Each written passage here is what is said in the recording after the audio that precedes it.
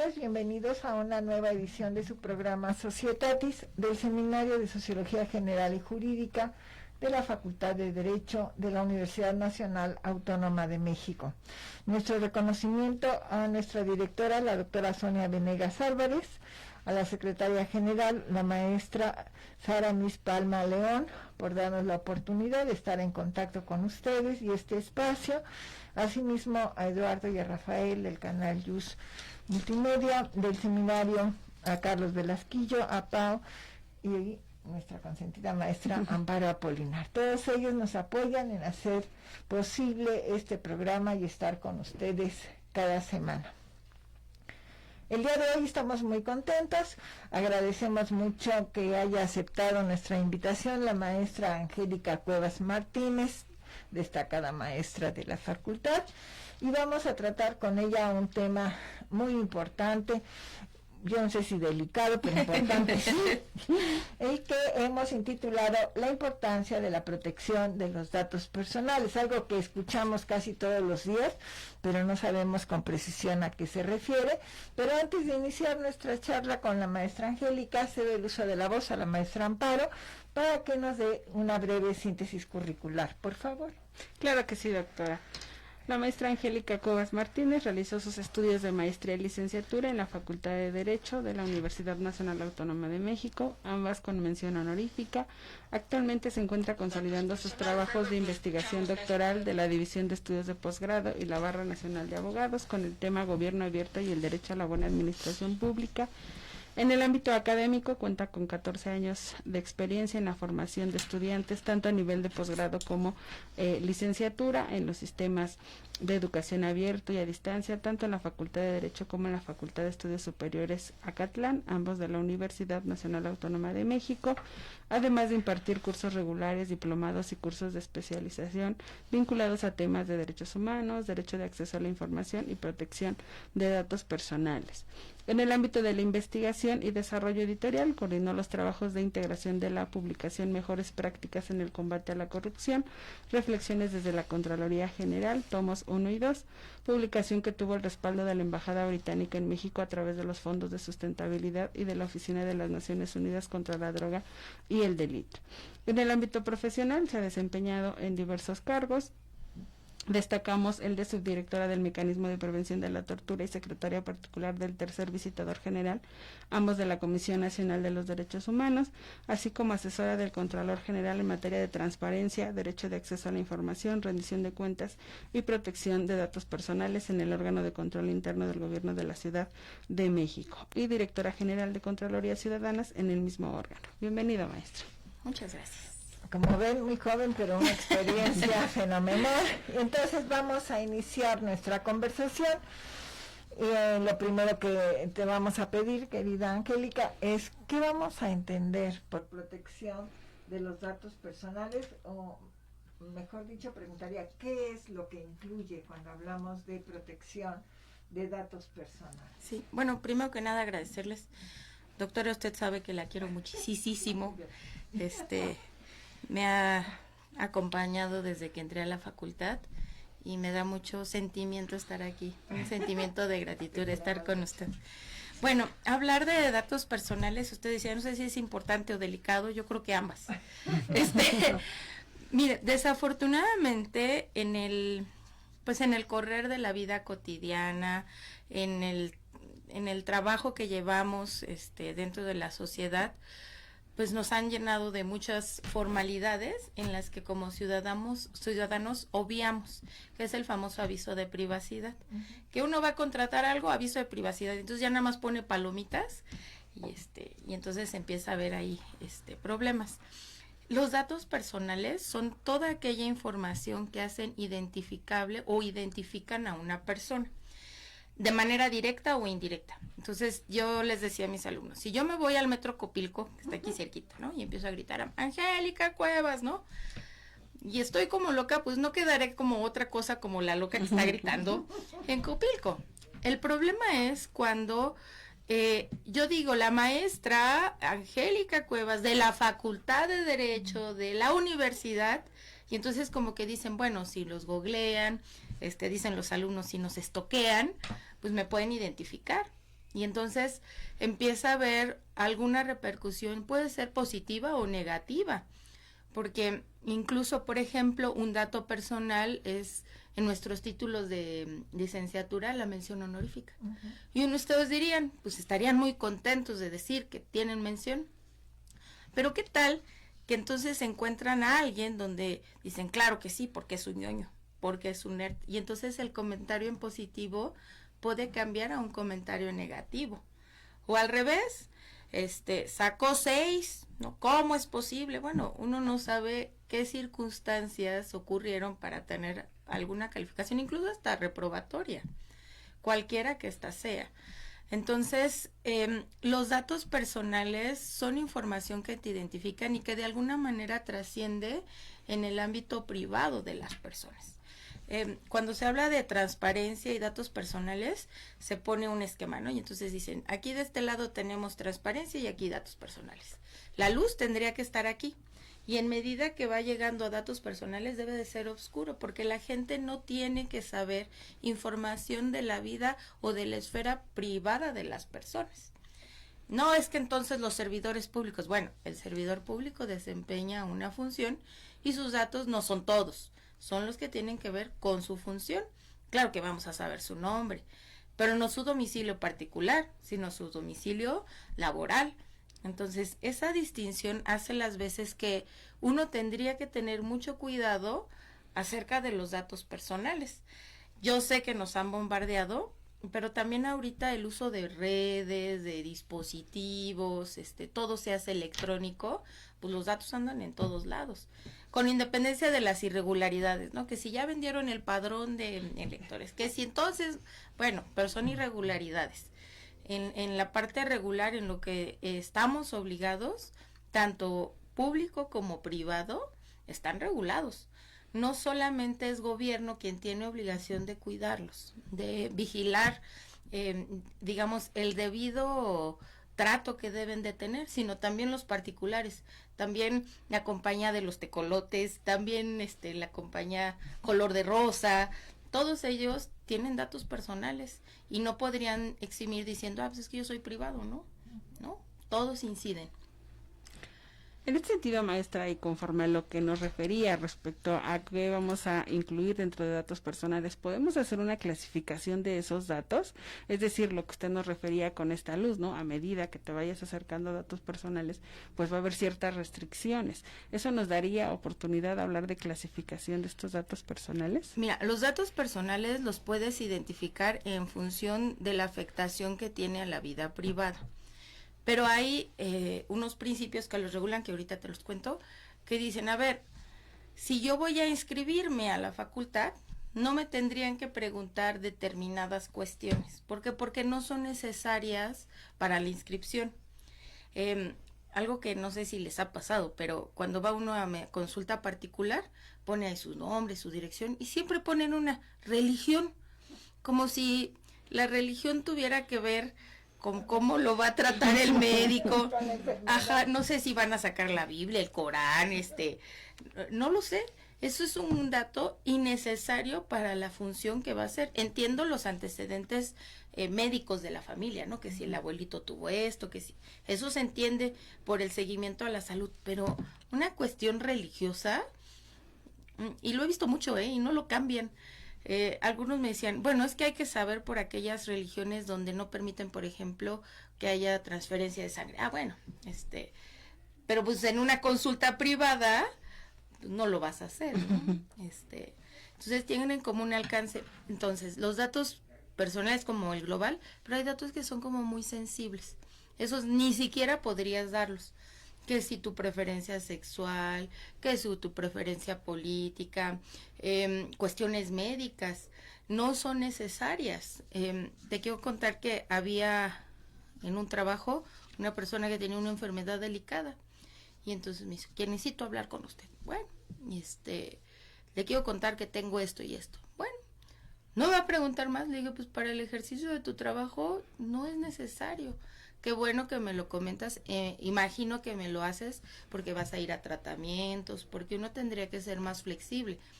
pero yo no hace diferencia en su trabajo, en la calidad o el desarrollo de su trabajo, tener ese tipo de información, o la preferencia sexual.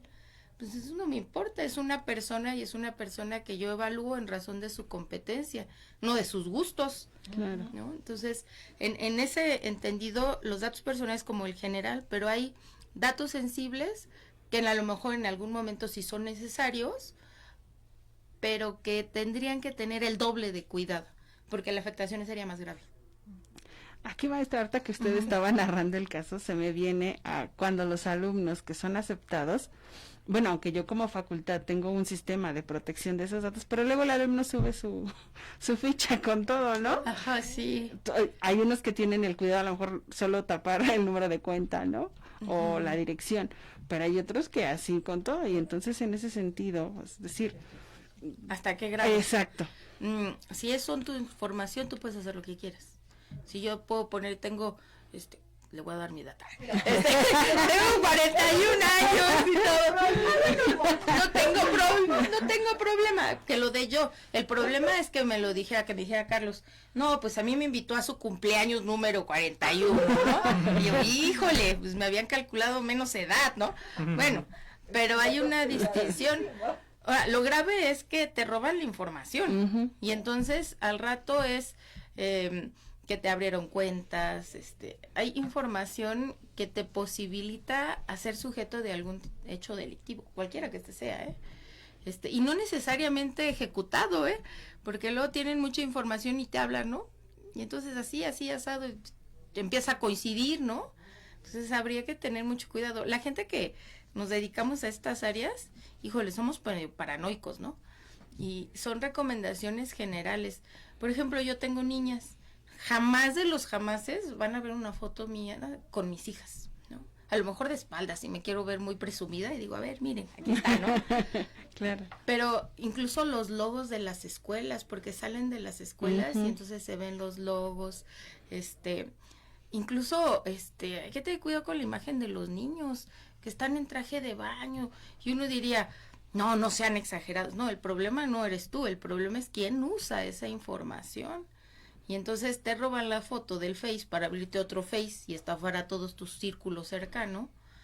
Pues uno como que dice, híjole, ¿hasta qué grado yo puedo subir esa información? Pero ahorita que comentabas esto, y bueno, me vino a la mente, pero tú conoces el hecho, Carlos, también. En algún momento nosotros invitamos a un maestro español que se dedica a estas cosas indirectamente, ¿no? Se dedica a la publicidad. Entonces, precisamente a partir de esa publicación de los datos personales, bueno, de la carta de aceptación en donde vienen pues, datos personalísimos, ¿no? Tu dirección, tu número de cuenta y todo eso, pues les demostró que es muy fácil detectar. Entonces empezó a presentar fotografías de las casas. ¿Sí? No, el impacto que tuvieron fue mayúsculo, porque no son conscientes. O sea, yo creo que los jóvenes ahora no son conscientes de la información que están dando, ¿no? Es decir, tú ves, no todos, algunos, ¿no? Casi te dan un relato de su día a día o del acontecer, con los riesgos que esto implica. Y no solamente hablando de la carta de aceptación, sino hemos visto que publica también, por ejemplo, su horario, ¿no? Con los maestros, los salones, que yo creo que ahí lo que pasa es que no son conscientes que es una información privada o que debían de resguardar, pero que como están tan acostumbrados a esto de las redes sociales, pues ya se vuelve como el diario que hace 800 años hacías en una libreta, ¿no? Casi nos presentan todo lo que hacen todos los días, ¿no? Con los riesgos que esto implica, porque además cuando vayas a un trabajo, pues ahí ahora ya también te van a buscar, ¿no? Pues ya vieron que con el problema de las preguntas, ¿no? De la titular de la institución educativa que iba a sacar el parámetro de las preguntas para los presidenciables, sacaron su vida en redes, ¿no? Y aunque se dijo que es independiente, y sí, muy probablemente al ser muy académica ella, pudo haber separado muy bien su actuar con su vida, bueno, de laboral con su vida privada, pues se la comieron, ¿no? Me parece que los alumnos sí lo tienen ubicado, pero no el alcance.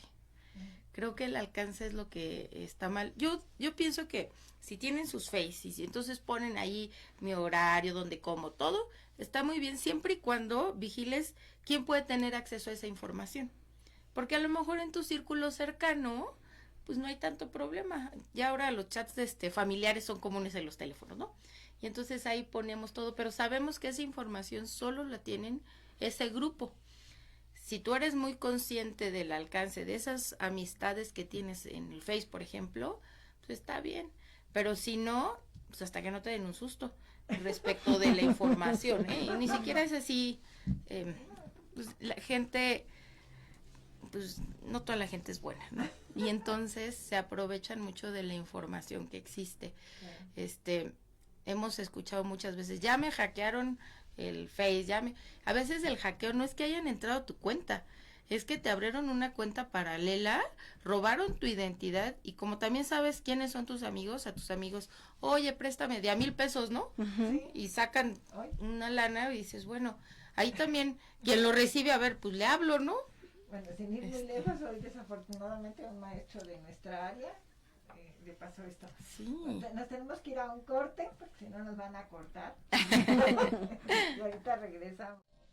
Regresamos con ustedes. Estamos hablando de la importancia de la protección de los datos personales con la maestra Angélica Cuevas Martínez.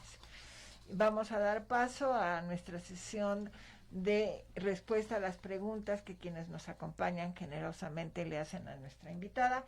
Así es que, Carlos, por favor. Claro que sí. Planteamos algunas de las inquietudes de quienes nos escuchan. Claro que sí, doctora, muchas gracias. Bueno, mire, maestra Angélica, justamente entre los temas que ha tocado, algo que causa especial sorpresa es que nos pregunta Inar Sánchez. Buenas tardes, mi pregunta es ¿qué sucede con instituciones bancarias e incluso telefónicas, pues hacen mal uso de los datos personales? Alegado que se llegan a dar casos de extorsión. Y bueno, justo creo que quizás los escuchas estén de acuerdo con nosotros. A veces es muy común que nos llamen y que nosotros catalogamos como spam, ¿no? Para gente que no sabemos que le estamos dando nuestros datos. Uh-huh. Mira, es muy común y en muchas de las ocasiones uno es medio el responsable. En los avisos de privacidad hay un rubro que dice transferencia a terceros. Entonces, efectivamente tus datos personales los utilizan, ¿no? Tu nombre, tu dirección, todo eso, el banco. Pero hay una casilla que dice transferencia de datos y la transferencia implica que puede compartir parte de los datos con otras instituciones de crédito. Uh-huh. A veces cuando abres una tarjeta de crédito en una tienda departamental, vienen los cuadritos. Una de ellas dice transferencia. La de transferencia, si no la pones, te brindan el servicio, pero a veces es uno quien autoriza eso. ¿Cómo se hace? Bueno, los datos personales tienen sus derechos que nosotros denominamos ARCO: acceso, rectificación, cancelación y oposición. Entonces se puede ir a la institución donde están hablando para decir, oiga, yo ya no quiero que me estén hablando, quiero, por ejemplo, oponerme o requiero cancelar estos datos. Entonces eso sucede, incluso en los correos. A veces estos que son de propaganda es cuando nosotros los damos de alta y hasta abajo dice, ¿cómo dice? Un C-screw, como decir, para de estar fuera de la base de datos de esos correos, le apachurras y entonces te dan de baja. En los casos fáciles. En nosotros te ponen, quiero dar de baja, pero a ver, dígame por qué. ¿Por qué no? Confírmeme el correo. Bien laborioso, pero sí se puede. Ahora, en los casos donde tú no diste la autorización y te están haciendo mal uso, vas al INAI. Y entonces el INAI abre ahí investigación a ver qué está pasando con el mal uso de esos datos. Nosotros lo vimos, que lo iniciaron de oficio. ¿Se acuerdan que en la mañanera sacaron el dato de un teléfono de una periodista? De oficio entró el INAI y dice a ver qué está pasando. Porque no se pueden dar. Esta contestación ahí sí muy en desacuerdo, decir, bueno, pues que cambie el teléfono. No, a ver, que lo cambie o no lo cambie, esa es mi decisión, pero de un inicio usted no pudo decir cuál era mi teléfono. ¿Por qué? Pues porque yo no quise. Oiga, es que está en otros medios, porque creo que ese fue el argumento, que estaba en otros portales. Pues qué bueno que está en otros portales, pero usted a título personal no puede darlo porque yo no autoricé que se diera. Entonces, eso sí sucede. Y luego también a veces dicen, es que pasa mucho con personas adultas mayores. Pasa con jóvenes, con adultos mayores. Es muy generalizado. Pero insisto, es un tema de la cotidianidad de la vida, de todo rápido, sí. Luego las aplicaciones son mañosas, porque dicen, no me dejan hacer el trámite. Es que para no autorizarlo te manda a otra página y entonces tú dices, ya, bueno, ya lo que sea, sí, acepto. Y ya, ¿no? Claro. Sí, entonces eso sí sucede mucho. Ujú. Es muy común. Ujú. Y te digo, la mayor parte de las veces uno es quien no... Presta atención, ¿no? Ajá. Pues sí, por la rapidez yo también lo he hecho y me ha tocado dar debajo un montón de datos y correos y de todo, ¿no? Me hablan para ofrecerme tarjetas de crédito que nunca he pedido, ¿no? ¿Por qué? Porque a lo mejor cuando abrí alguna cuenta, autoricé la transferencia. Y entonces en esa autorización, pues dice, pues, ¿qué tal que, permítame la expresión, que chicle y pega y agarra la tarjeta y uno está endeudado con el banco? Porque no deja de ser un negocio. Claro. Entonces van a intentarlo, ¿no? Ahora, están muy regulados. Hay dos regulaciones. Está la de sujetos obligados, entiéndase casi todo gobierno, por dar una generalidad, servicio público, todo lo que tiene que ver con gubernamental. Y por el otro lado, tenemos la parte privada. Todos los privados también tienen un montón de datos y tampoco pueden hacer uso como se les antoje.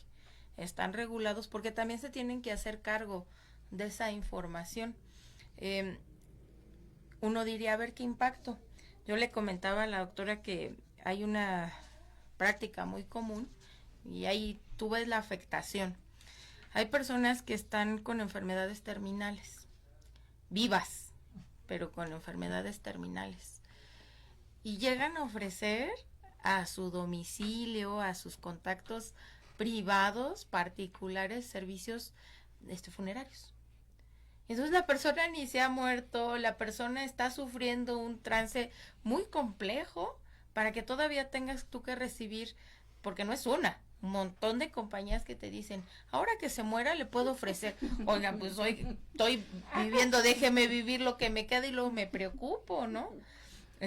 Tuve el asunto muy cercano ahí de una persona que falleció en un accidente automovilístico y la familia se entera porque ofrecieron los servicios médicos, funerarios, y dice, pues, ¿cómo? Si lo acabo de ver. No, pues no, mire, aquí está su credencial de lector, ¿Y usted quién es? Pues la funeraria perengana de tal. Pues a buscar al Ministerio Público a ver si estaba la persona. Y sí estaba. Lo pronto es que sí estaba, pero esa localización tendría que ser por una autoridad, no por un privado. Entonces, uno diría, es el negocio, sí, pero pues también está la parte del ser humano y la persona no puede andar recibiendo ese tipo de llamadas, porque lo peor es que no le ofrece un servicio, sino como fue una transferencia pues ilegal, pues entonces la funeraria perengana, sutana, servicios médicos paliativos, no tienen idea, y digo, ¿qué necesidad de la persona? Y de la familia de andarlo recibiendo, como si la familia que tuviera un enfermo terminal no lo tuviera claro. Antes, después, lo tendrá que hacer, pero no al tiempo de el antojo de un tercero, ¿no? Y es bien grave, porque son instituciones de salud, son instituciones privadas, los de laboratorios, claro. Y uno dice, ¿en dónde está el límite? Porque pues ellos venden servicios, claro que lo tienen que hacer, pero no a costa pues del sufrimiento de otro, ¿no? Y son datos personales. Ahora, nosotros lo vemos con el dinero, ¿no? Esto que piden dinero, todo, bueno, hay un robo de identidad, pero cuando el robo es de datos personales, hay certeza de la persona, y como, ¿por qué tendrían que saber qué enfermedad tiene? Claro. Entonces, pues sí es delicado. Lo mismo que espero que no nos censuren, que en la mañanera, o sea, es incorrecto, aunque todo mundo lo sepa, el servidor público no se puede pronunciar respecto de otro alguien sin la autorización. Porque claro que se puede hacer. Hay dos deberes, el consentimiento y la protección. Entonces, si yo pido consentimiento, bueno, y lo tengo, pues bueno, está el papelito. Pero si no lo tengo, como, ¿por qué tendría yo que darlo? No queda claro. A veces en los cursos cuento una historia que la voy a resumir mucho, ¿no? Sé que estaban las personas de servicios, ¿cómo es? La contratación, recursos humanos, ¿no? Y entonces están los papeles, los movimientos, todo, y se llegan a tomar el cafecito en la mañana.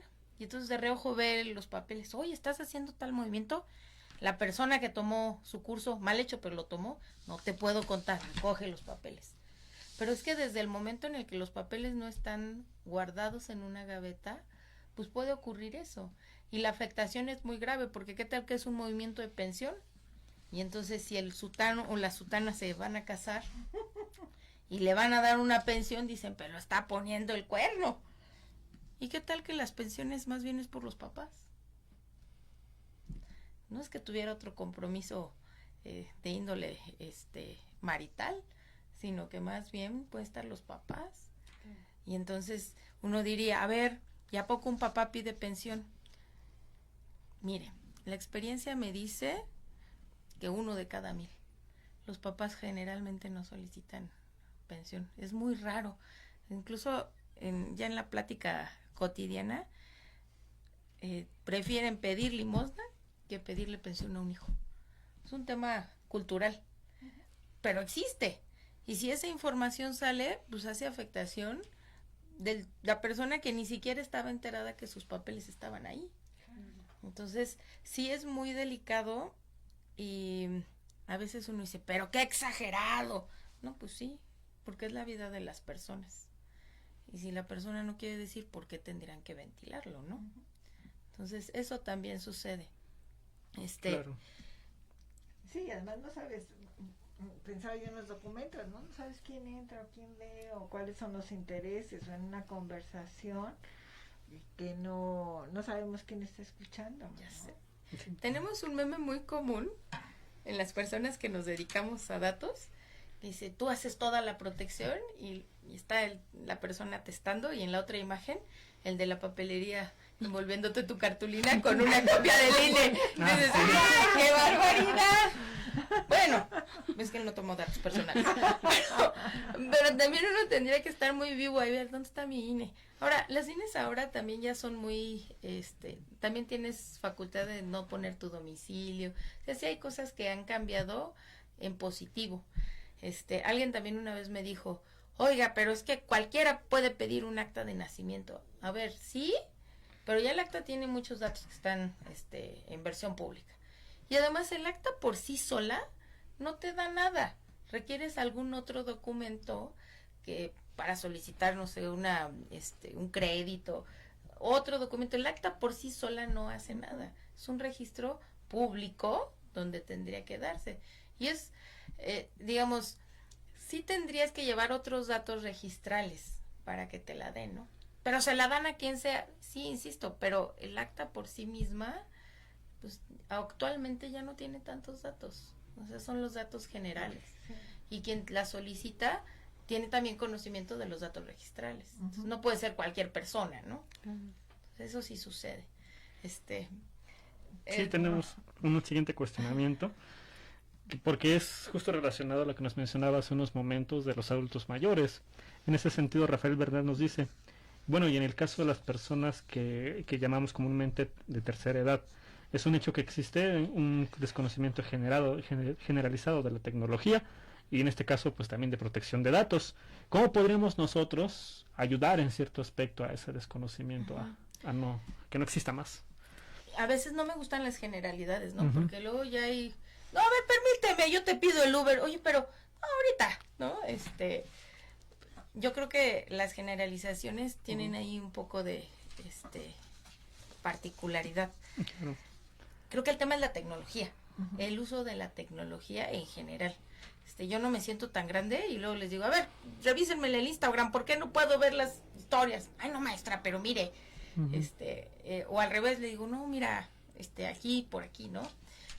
Creo que el problema con los datos personales y el mal uso de las tecnologías es que a veces también la misma tecnología no sabes el alcance. Entonces, por ejemplo, estas historias que se ponen en internet, si tú las quieres publicar o bueno, ya salen con tu consentimiento, pero tienen un determinado periodo, no duran siempre. Si quisieras que duraran siempre, tienes otra configuración. Entonces creo que lo que sucede es la falta de pericia en el uso de las aplicaciones, cualquiera que ésta sea. Incluso les voy a decir algo que uno se vuelve medio friki, ¿no? Pero no sé si lo han hecho, pero yo cuando entro en las aplicaciones, la primera vez que entro pongo mi contraseña mal. Si es la institución, no me va a dar acceso. En el cajero, tampoco se te bloquea la tarjeta, Pon tu NIP mal. Te va a dejar avanzar, pero ya cuando llega a la disposición, por ejemplo, de efectivo, te va a decir, ¿y cuál era su contraseña? Porque no es. Entonces ya la pones correcto. Y entonces tú ya sabes que tus datos no se los están robando, porque ahí se los roban a la mala, ¿no? Cuando te roban el NIP. No te pasa nada, no se bloquea tu tarjeta, pero tienes certeza que el sitio que estás consultando, la aplicación que estás consultando, pues es la correcta, porque solo el banco sabe cuál es tu clave. Pero es un tema de acostumbrarse. Me dicen, ahí estás bien intensa, y yo, sí, pero es mi dinero. Entonces, sí busco muchas veces, nunca guardo las cuentas, las contraseñas en el blog de notas, ni en los teléfonos inteligentes tienes autorrellenado, algo así de contraseñas. Autocompletado. Cosas muy delicadas, bancos, las actas de los alumnos, nada de eso, porque cualquiera puede tener acceso, incluso en un descuido tuyo. A veces te puedes dejar la aplicación abierta, y no te das cuenta. Y entonces dices, híjole, pues sí fui yo. Muchas de los fraudes es porque uno da los datos. Entras a portales, bueno, voy a dar el nombre, pero porque es muy ilustrativo, ¿no? Dices, BBVA, pero a veces no dice BBVA, trae W en lugar de Bs. Entonces a la vista tú crees que es el sitio, porque todo es igualito. Y cuando vienes a ver, pues no es. Pero tú ya diste los datos en el inicio. Entonces, nosotros hacemos mucho juego de los datos. A ver, pues no me cuesta nada. ¿Qué te cuesta? ¿Medio minuto? 1 minuto.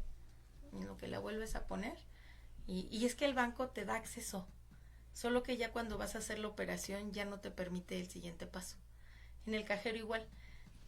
Uno pone la contraseña y dice, ¿qué quiere hacer? ¿Cuál es su cuenta? Y tú la pones, quiero disponer de dinero, y entonces vuelve a salir el letrero de ponga su contraseña bien. Entonces eso sirve mucho porque hay gente mala, ¿no? Pues sí, hay gente que hace dinero pues de esto. Claro. Pero bueno, eso es lo que yo creo. Ahora, también creo que hay 2 deberes sustanciales. Uno es la protección y otro es el consentimiento. Todo se puede dar, pero siempre y cuando exista consentimiento. Mientras en transparencia todo es público, en datos personales todo es confidencial, a menos que te den autorización de usarlo. Entonces, los sujetos obligados, por ejemplo, servicio público, tiene muchos datos personales. Esos jamás de los jamases se van a dar. No están ni siquiera sujetos a temporalidad. Dice, a ver, quiero saber el RFC de la maestra Angélica. ¿Que tiene la UNAM? Pues claro que lo tiene. ¿Por qué? Pues porque es académica, porque se le hace un pago. Claro que lo tiene. ¿Lo voy a dar? Claro que no. ¿Por qué? Pues porque es un dato personal. El RFC a ti como externo no te sirve de nada. No, pues es que quiero ver si me conviene. No, pues haga sus búsquedas en otro lado. Pero no, la universidad te va a dar el RFC. Y no está sujeto a temporalidad. No es hasta que la maestra de clases siempre por siempre va a estar el registro y no lo voy a dar nunca, porque pues es un privado, no lo tengo que dar. Entonces, creo que ha hecho mucho trabajo en positivo el INAI. Las campañas hasta a veces ya nos chocan, ¿no? Escucharlas, pero pues es un tema de conocimiento en la vida cotidiana, ¿no? Aquí que algo que usted decía es como hay que acostumbrarnos a, en este sentido, maestra, en cuanto al manejo justo de estos datos, podríamos aplicar ese acostumbrarnos también a que debo de poner yo mismo ciertas restricciones, es decir, está la autoridad pero tiene una función específica, ¿no? Entonces, si en este sentido, pues yo puedo tomar ciertas medidas, ¿no? Es decir, a lo mejor si voy a publicar mi carta de aceptación, ponerles estos candados, lo que usted decía, ¿no? Restringirlo a ciertos amigos, ¿no? Pero entonces, ¿cuáles serían ahí específicamente los retos en este manejo de datos? Yo creo que la vida cotidiana actual es muy rápida. Y como todo es tan rápido, a veces creo que la manera o la práctica adecuada es detenerse. Y entonces, a ver, ¿para quién voy a dar estos datos? ¿Qué me dice el aviso de privacidad? Y entonces ahí tú palomeas, no palomeas. Si ves que no puedes porque tienes muchas cosas que hacer que la generalidad, pues hazlo en otro momento.